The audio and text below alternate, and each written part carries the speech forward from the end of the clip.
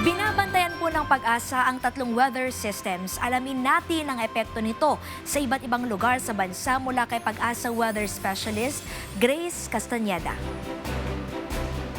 Magandang gabi, Ms. Glazer, at sa ating pong mga taga-subaybay. Sa ngayon, may mga possibility pa rin ng scattered na pag-ulan, pagkilat at pagkulog sa buong bahagi ng Mindanao, Palawan, Eastern Samar at Southern Leyte. Dala pa rin po ito ng trough ng low pressure area sa labas ng ating area of responsibility. Posible pa rin pong paminsan malalakas yung mga pag-ulan natin, kaya naman pag-iingat pa rin para sa ating mga kababayan sa banta ng mga pagbaha at pagguho ng lupa. While dito naman sa Metro Manila at sa nalalabing bahagi pa ng ating bansa, bahagyang maulap hanggang sa maulap pa rin po yung ating kalangitan.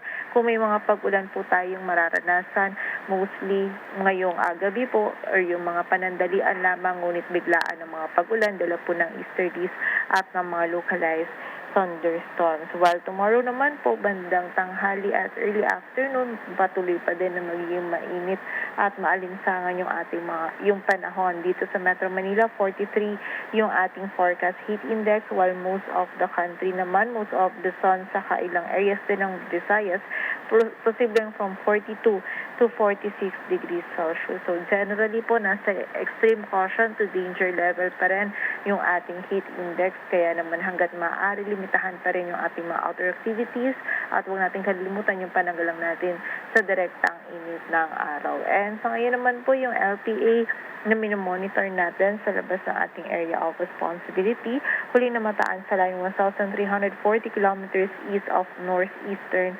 Mindanao. Tumataas po yung possibility nito na maging isang ganap na bagyo sa mga susunod na araw, and posible po itong pumasok sa loob ng ating area of responsibility between Thursday and Friday. So continuous monitoring po tayo and patuloy na magantabay sa updates na ipapalabas ng Pag-asa. Yan po muna ang latest dito sa Weather Forecasting Center ng Pag-asa. Grace Castañeda, magandang gabi po. Maraming salamat Pag-asa Weather Specialist Grace Castañeda.